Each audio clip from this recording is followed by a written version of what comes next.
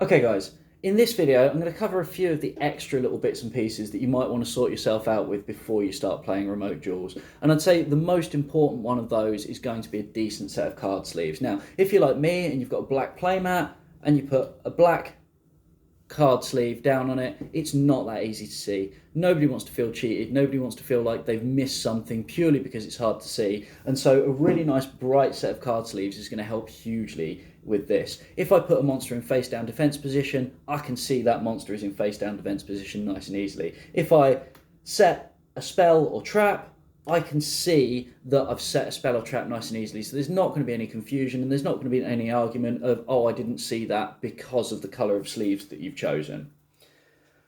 My next bit of kit that I would see about making for yourselves is going to be a play pause card. So on one side, I've got play, on the other side, I've got pause. And it doesn't have to be anything special. I like making things, putting things together, and so yeah, I've taken an old XYZ monster and I've turned it into play pause.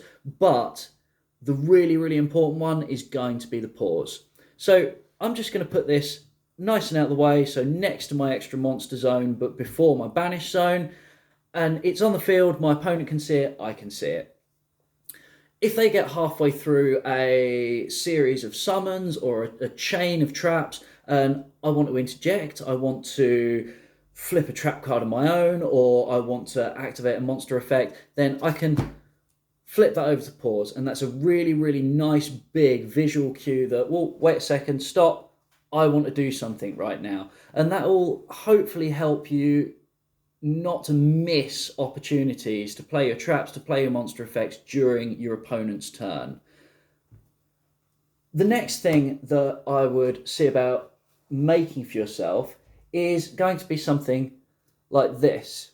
Now, as we play, we've got these two extra monster zones, one for us, one for our opponent.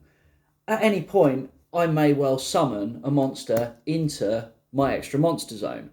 But I need to know, firstly, that that extra monster zone isn't already occupied, and secondly, that my opponent knows that my extra monster zone is occupied. And so what I've done is I've put together this. I've just taken a scrap link monster, because link monsters are going to be the most complicated ones that we're going to deal with, and I've bought myself 8 bobby pins. If my opponent summons a monster to my extra monster zone, I can then place that in the extra monster zone. And for this example, we'll call it a link 3 monster. So it's got 1 arrow pointing up and it's got 2 arrows pointing down diagonally. I can then remove the spare pins that aren't needed, and that really clearly shows which zones can be linked summoned to. If it's not a link monster, then you don't need to worry about removing the pins. You'll be able to see what link monster they've got, but that definitely tells us that that zone is occupied. My last bit of kit that I would advise you guys get is I would advise that you make yourself up some of these. These are what I would term as a gift card. Now, really good example of this is going to be Lava Golem. If I've got 2 monsters on my field and it's my opponent's turn and they sit there and say, right, I'm going to summon the Lava Golem by tributing your 2 monsters, I need something to put on that field that will show that that's the Lava Golem. And so I'm going to put a card in that says gift on it. It tells me that my opponent has given me a monster.